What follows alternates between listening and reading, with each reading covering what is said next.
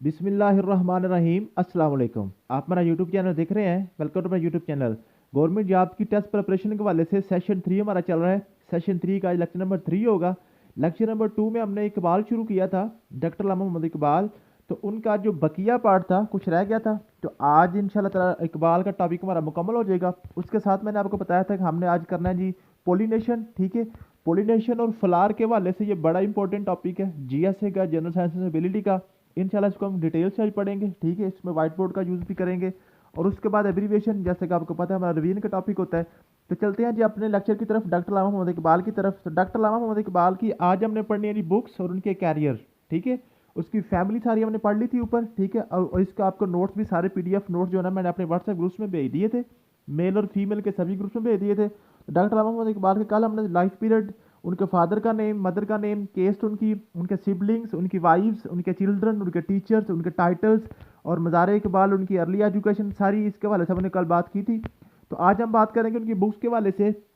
तो लामा इकबाल की जो पहली दो बुक्स थी वो इंग्लिश में थी। अक्सर क्वेश्चन पूछा जाता है कि डॉक्टर लामा मोहम्मद इकबाल ने कोई इंग्लिश में भी बुक लिखी है कि नहीं, क्योंकि अक्सर लोगों को यही पता है कि डॉक्टर लामा मोहम्मद इकबाल ने जो है ना उर्दू और फारसी में काम किया है। लेकिन अल्लामा इकबाल रहमतुल्लाह अलैह ने इंग्लिश में भी स्टार्ट पे काम किया था। ठीक है, दो बुक्स थी उनकी इंग्लिश में। ठीक है, development of metaphysics in Persia. ठीक है, और उसके बाद जी reconstruction of religious thoughts in Islam. ठीक है, 1908 और 1930 में बिलतरतीब ये उनकी बुक्स उन्होंने लिखी थी। ठीक है, और ये इंग्लिश में भी हुई थी। ठीक है, उसके बाद उन्होंने उनका जो ज़्यादातर काम है उर्दू और पर्शियन में है। ठीक है, उर्दू और फारसी में है। तो उनके जो चार बुक्स उनकी उर्दू में है, कौन कौन सी जी?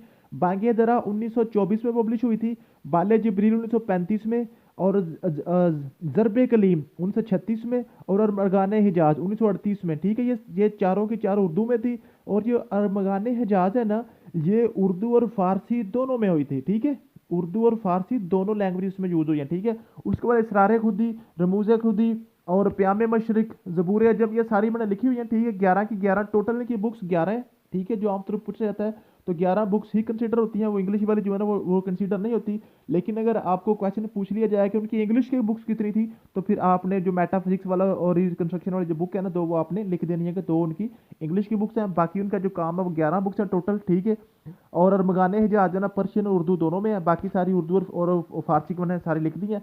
ये बड़ा इंपॉर्टेंट टॉपिक है। ये सारे का सारा टेबल आपने अच्छे तरीके से याद करना है, क्योंकि क्वेश्चन पूछा जा सकता है कि अल्लामा इकबाल का जो वर्क है वो किस किस ज़बान में है, उर्दू और फारसी में है। ठीक है, अगर उर्दू और फारसी और इंग्लिश तीनों को इकट्ठा पूछ लिया जाए तो आपने तीनों को करेक्ट कर देना है। ठीक है, उसके बाद उसके बाद उनका टोटल मजमुआ कलाम कितने हैं? 11 बुक्स हैं। उर्दू की कितनी बुक्स हैं?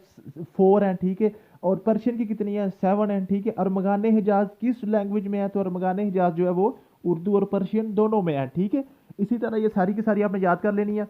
और उनके पैट्रियाटिक पोइट्री भी थी। ठीक है, हिमालय, नया शिवाला और तिराना मिली, तराना हिंद। ठीक है, ये भी उन्होंने कुछ अपने जो उनके जो है ना पैट्रियाटिक पोइट्री है।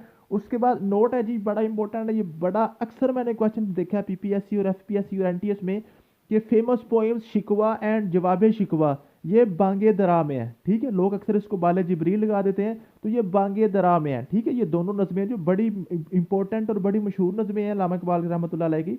तो पोएम जो है ना शिकवा और जवाब शिकवा, ये आपने सारा कहाँ पे लगाना जी? बांगे दरा में, दोनों पोएम्स हैं। ठीक है, हो गया जी।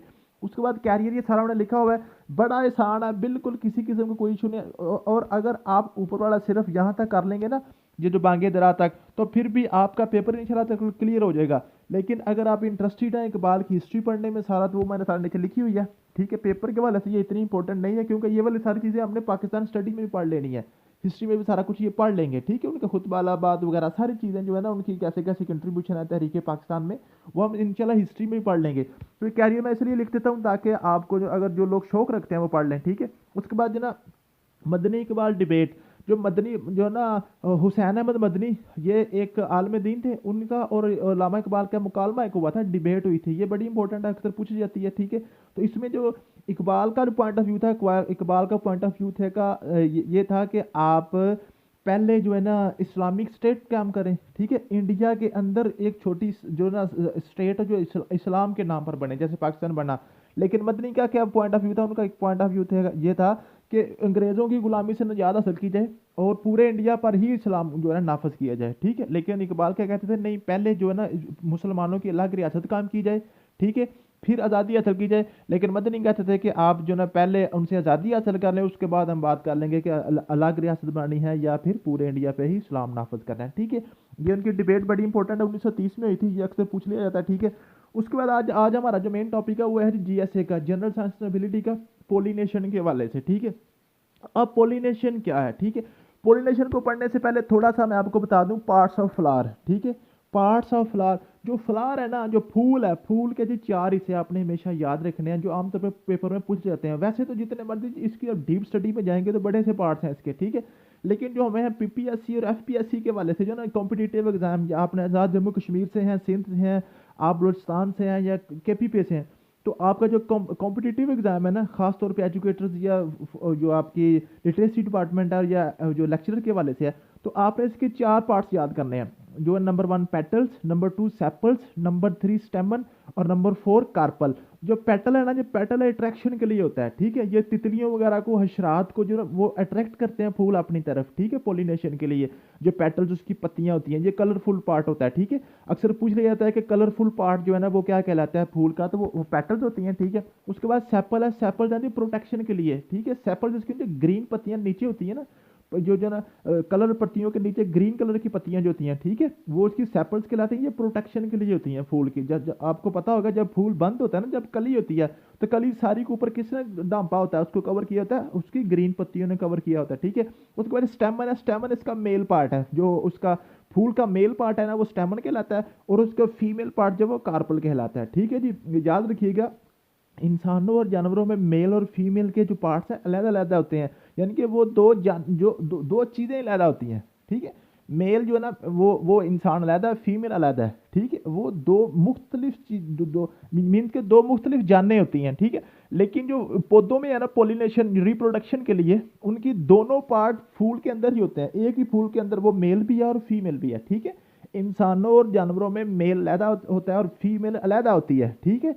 लेकिन उनके दो जिस्म अलग होते हैं, लेकिन जो फूल है ना, फूल में आपका मेल पार्ट भी फूल के अंदर ही होता है, फीमेल पार्ट भी फूल के अंदर ही होता है, ठीक है जी। उसके बाद जी ये सारी चीज़ें अब थोड़ा सा आपको आना पड़ेगा जो है ना व्हाइट बोर्ड की तरफ, ठीक है। ये देखें जी, ये मैंने गैलरी पे फूल सारा लिखा हुआ है, ठीक है। तो आप ये देखें, ये इसका जो कलरफुल पार्ट है ना, जो इसका फूल का, ये देखिए जरा आप, ये फूल मैंने खोल लिया आपके सामने, ठीक है। ये जो इसका कलरफुल पार्ट है ना, कलरफुल पार्ट, ये क्या कहलाती है, पेटल्स कहलाती हैं। ये क्या कहलाती हैं, पेटल्स, कलरफुल पार्ट, ठीक है।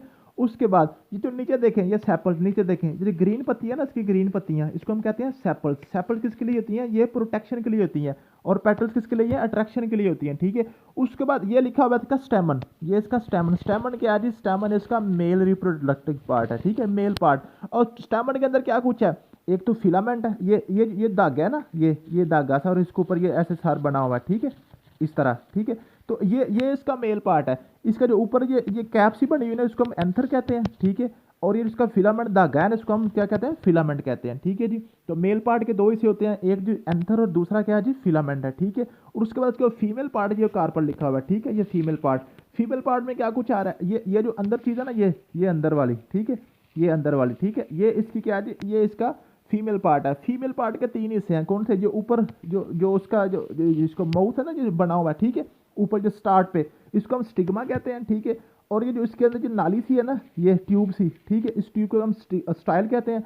और ये नीचे है ना चौड़ा सा हिस्सा है, उसको हम कहते हैं ओवरी, इसको हम क्या कहते हैं जी, ओवरी कहते हैं, ठीक है। तो टोटल फूल के आपको पता चल गया, फूल के चार हिस्से हैं, पेटल है, सेपल है, और उसके बाद स्टेमन है और कार्पल है। स्टेमन के दो हिस्से हैं, और ये जो धागा है और ऊपर इसका जो कैप बनी हुई है, ठीक है, बिल्कुल ये मेल रिप्रोडक्टिव पार्ट की तरह, ठीक है।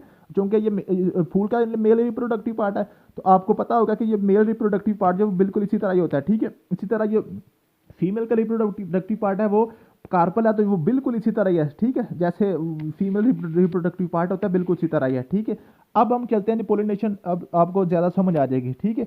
अब क्या होना है, ये जो आपका एंथर है ना, ये जो एंथर है जिसके ऊपर ये कैप सी बनी, इसके अंदर छोटे छोटे दाने हैं, ये पोलन ग्रेन्स को कहते हैं, ठीक है।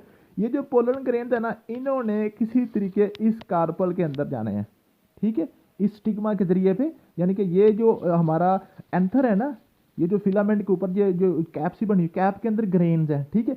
इन ग्रेन्स ने किसी तरीके स्टिग्मा के अंदर से होते हुए इस ओवरी तक पहुंचना है, ठीक है। अगर ये किसी तरीके यहाँ से इस ओवरी तक पहुंच जाएंगे तो इसकी पोलिनेशन हो जाएगी, यानी कि इसकी रिप्रोडक्शन शुरू हो जाएगी, यहाँ से इसका फल बनना शुरू हो जाएगा, यहाँ से आपके इसके बीज बनने शुरू हो जाएंगे, ठीक है।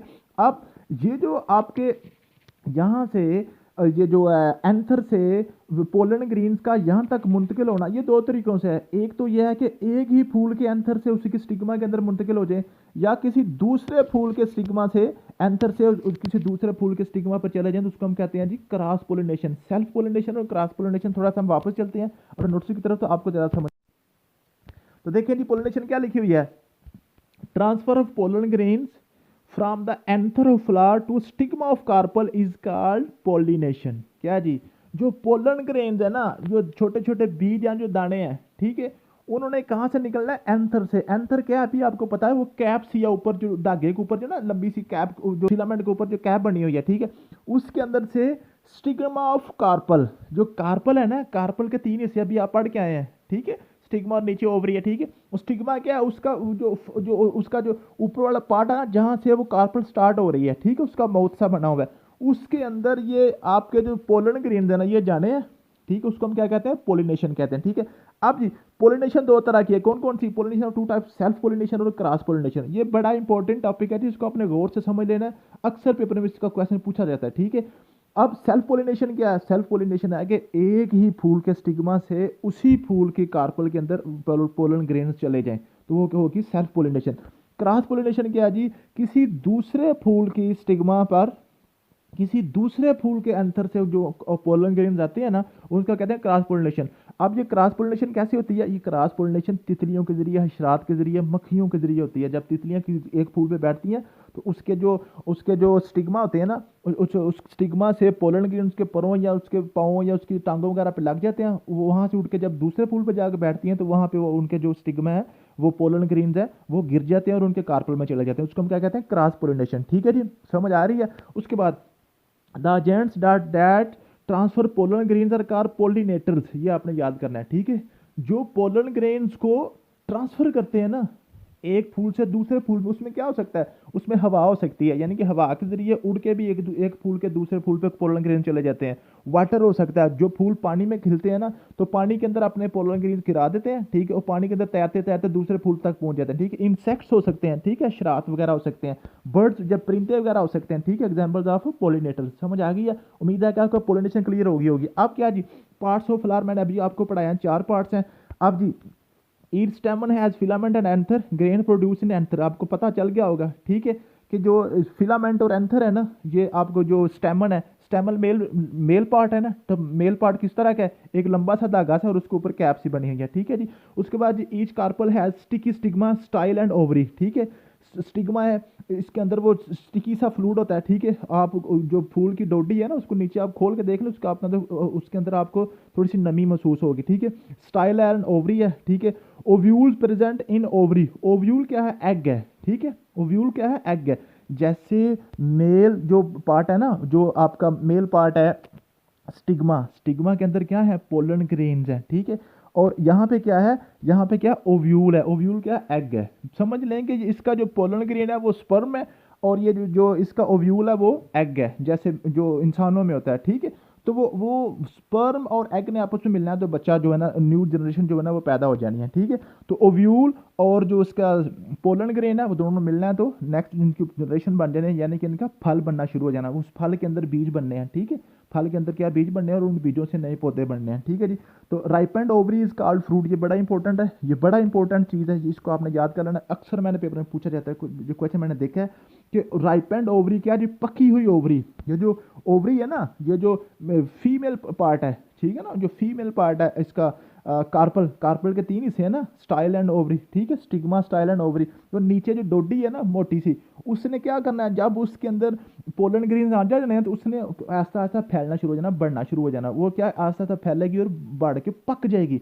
जब वो राइपेंड हो जाएगी, पक जाएगी ना, तो उसको हम क्या कहेंगे, ये फल बन गया, ये फ्रूट हो गया, ठीक है जी, समझ आ गई है। उसके बाद ये एब्रीवेशन आपने याद कर लेने हैं। तो आज जी ये हमारा जैसा कि आपको पता है कि संडे को हम लेक्चर नहीं लिया करते थे, सेशन 1 और 2 में भी, सेशन 3 में भी ऐसे ही चलेंगे। लेकिन अब हम क्या करेंगे, क्योंकि अभी हमारे 3 लेक्चर हुए हैं, तो मंडे को इन्हीं 3 लेक्चर का इंशाल्लाह हम रिव्यू टेस्ट लेंगे। लेकिन संडे को लेक्चर हमारा नहीं होगा। इन्हीं सारे लेक्चर्स का जो कि एक वीक में मुकम्मल कवर हुए होंगे, उनका हम रिव्यू लेक्चर हम रखा करेंगे अपने माइक्रोसॉफ्ट टीम पे या जूम पे, जैसे भी, यानी कि फेस टू फेस जो है ना, मैं इंशाल्लाह ऑनलाइन आके जो बच्चे ऑनलाइन आएंगे 1 घंटा इंशाल्लाह हम गुजारा करेंगे, उसमें हम क्या करेंगे, सारा पिछला रिव्यू जितना भी होगा जो एक हफ्ते में पढ़ा करेंगे। बच्चों के जो भी माइंड में क्वेश्चन होंगे, जो भी आपने समझ नहीं कोई बात, किसी लेक्चर में कुछ बात समझ ना आई हो, तो मैं इंशाल्लाह ताला कल इसी टाइम हम जो है ना 1 घंटा अपना लाइव सेशन गुजारेंगे, वो माइक्रोसॉफ्ट टीम पे हो या जूम पे हो, जो भी हो मैं आपको इंशाल्लाह ताला आपके ग्रुप्स में ज़रूर बता दूंगा। ठीक है जी, थैंक यू सो मच, मिलते हैं नेक्स्ट वीडियो में। अल्लाह हाफिज़।